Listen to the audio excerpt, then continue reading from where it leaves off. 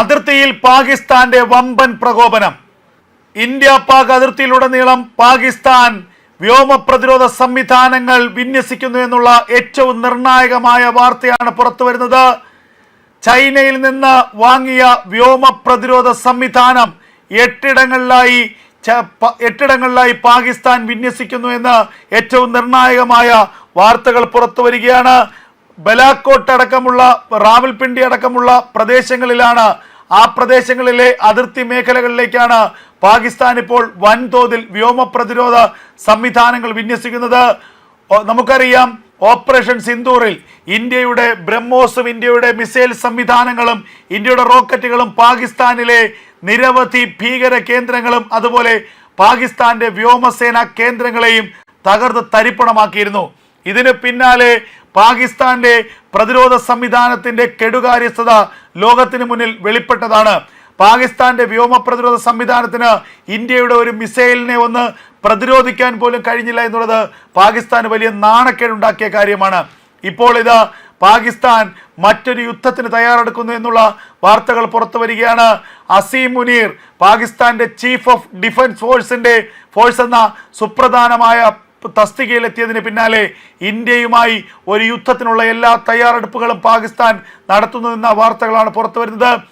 Pakistan India അതിർത്തിക്ക് സമീപമുള്ള പ്രദേശങ്ങളിൽ നിരവധി ലോഞ്ച് പാഡുകൾ, അതായത് ഭീകരന്മാരെ ഇന്ത്യയിലേക്ക് കടത്തിവിടുന്നതിന് തൊട്ട് മുൻപ് അവരെ സുരക്ഷിതരായി പാർപ്പിക്കുന്നതിനുള്ള ഒരിടമാണ് ലോഞ്ച് പാഡുകൾ. അങ്ങനെ ഏകദേശം 72ഓളം ലോഞ്ച് പാഡുകൾ പാകിസ്ഥാനുള്ളിലെ ഇന്ത്യ അതിർത്തിയിൽ നിർമ്മിച്ചു എന്നുള്ളത് നേരത്തെ BSFന്റെ രഹസ്യാന്വേഷണ വിഭാഗം കണ്ടെത്തിയിരുന്നു. 130-ലധികം ഭീകരന്മാരെ ഈ മേഖലയിൽ പാകിസ്ഥാൻ ഒളിവിൽ താമസിപ്പിക്കുകയാണ്.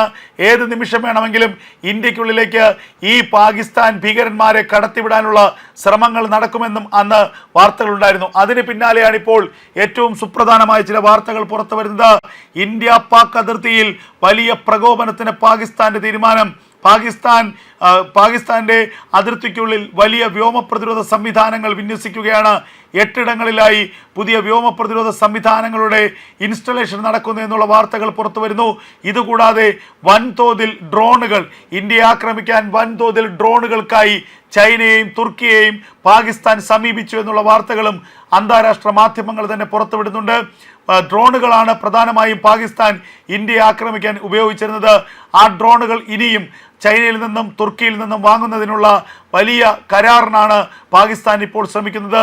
ഇതുകൂടാതെ ഏറ്റവും നിർണായകമായ ചില വാർത്തകൾ വരുന്നു.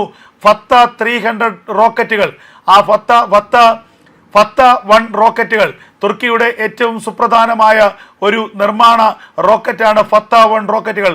ആ ഫത്ത 1 റോക്കറ്റുകൾ 300 എണ്ണം തുർക്കിയിൽ നിന്നും വാങ്ങാൻ പാകിസ്ഥാൻ ധാരണയായിരിക്കുന്നു എന്നുള്ള ഏറ്റവും സുപ്രധാനമായ വാർത്ത കൂടിയാണ് ഇപ്പോൾ പുറത്തു വരുന്നത്. അതായത് ആയുധ ശേഖരങ്ങൾ വർദ്ധിപ്പിക്കുകയാണ്, ആയുധ ശേഖരം വികസിപ്പിക്കുകയാണ് പാകിസ്ഥാൻ ചെയ്യുന്നത്. ലക്ഷ്യം മറ്റൊന്നുമല്ല, ഇന്ത്യയെ ആക്രമിക്കുക എന്നതാണ് പാകിസ്ഥാന്റെ ഇപ്പോഴത്തെ ലക്ഷ്യം. ആ ആക്രമണത്തിന് വേണ്ടി പാകിസ്ഥാൻ തുർക്കിയിൽ നിന്നും ചൈനയിൽ നിന്നും വൻതോതിൽ ഡ്രോണുകളും റോക്കറ്റുകളും വാങ്ങിക്കൂട്ടുന്നു എന്ന വാർത്തകൾ അന്താരാഷ്ട്ര മാധ്യമങ്ങൾ തന്നെ പുറത്തുവിടുകയാണ്.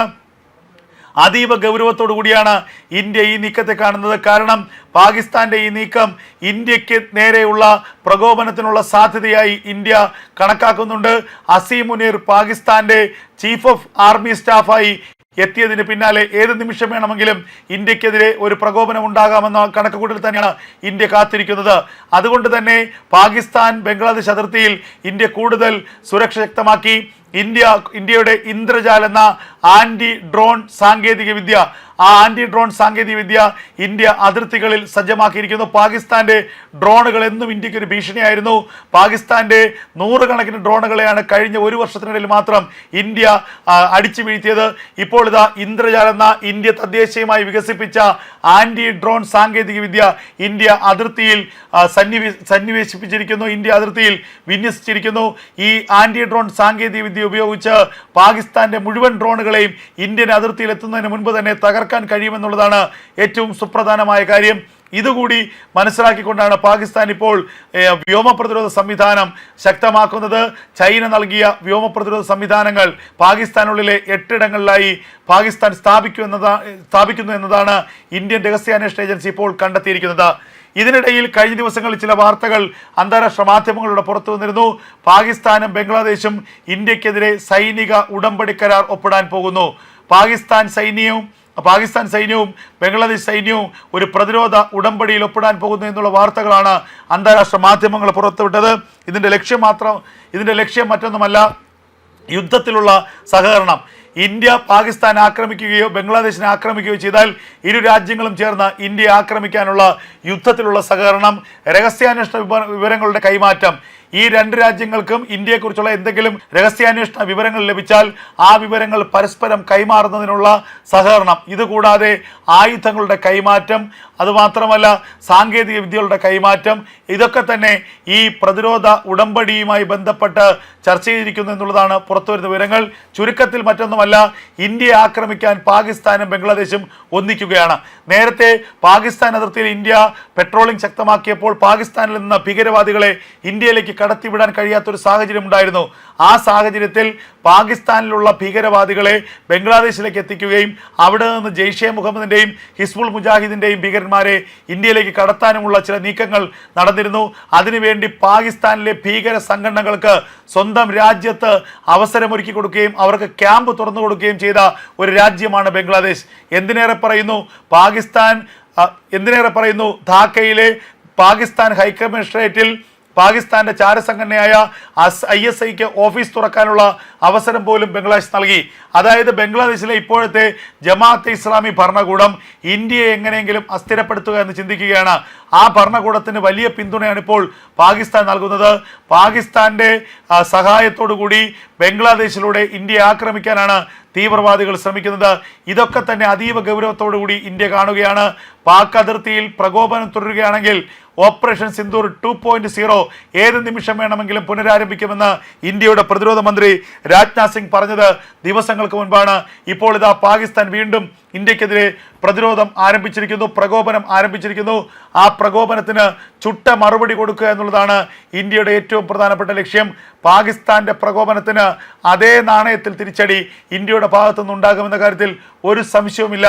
ബംഗ്ലാദേശിനെ കൂട്ടുപിടിച്ചുകൊണ്ട് ഇന്ത്യയെ ചതിക്കാനാണ് പാകിസ്ഥാന്റെ തീരുമാനം. ബംഗ്ലാദേശ് ആകട്ടെ ഇപ്പോൾ ആഭ്യന്തര കലാപത്തിൽ തരിപ്പണമായിരിക്കുന്നു. ഇന്ത്യക്കെതിരെ വിഘടനവാദ പ്രസംഗവുമായി ഇറങ്ങിത്തിരിച്ച ഉസ്മാൻ ഹാദി എന്ന വിഘടനവാദി നേതാവിനെ അജ്ഞാതർ വെടിവെച്ചു വന്നിരിക്കുന്നു. അതിന്റെ പിന്നാലെ കഴിഞ്ഞ ദിവസം മറ്റൊരു വിഘടനവാദി നേതാവിനെതിരെ വെടിവയ്പുണ്ടായിരിക്കുന്നു.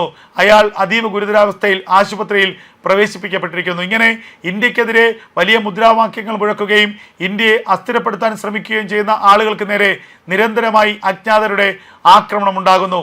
അതേസമയം ബംഗ്ലാദേശിൽ പൊട്ടിപ്പുറപ്പെട്ട കലാപം നിയന്ത്രണ വിധേയമല്ലാതായി മാറിയിരിക്കുന്നു. നിയന്ത്രിക്കാൻ കഴിയാതെ അത് തെരുവുകളിൽ കത്തിപ്പടരുകയാണെന്നതാണ് ലഭിക്കുന്ന വിവരങ്ങൾ. ഈ കലാപത്തിനിടയിലും ഇന്ത്യക്കെതിരെയുള്ള മുദ്രാവാക്യങ്ങളാണ് കലാപകാരികൾ മുഴക്കുന്നത്. ഇന്ത്യ അതുകൊണ്ട് തന്നെ ബംഗ്ലാദേശ് അതിർത്തിയിൽ അതീവ ജാഗ്രത നിർദ്ദേശം നൽകി കഴിഞ്ഞിരിക്കുന്നു. കൂടുതൽ BSFന്റെ ട്രൂപ്പുകളെ ആ മേഖലയിലേക്ക് വിന്യസിപ്പിച്ചു കഴിഞ്ഞിരിക്കുന്നു. ഏതെങ്കിലും തരത്തിലുള്ള പ്രകോപനം ബംഗ്ലാദേശിന്റെ ഭാഗത്തുനിന്ന് ഇന്ത്യയിലേക്ക് ഉണ്ടായാൽ അടുത്ത നിമിഷം ഇന്ത്യയുടെ തിരിച്ചടി ഉണ്ടാകുമെന്ന് ഇന്ത്യ അതിശക്തമായ മുന്നറിയിപ്പ് തന്നെ നൽകിയിരിക്കുകയാണ്.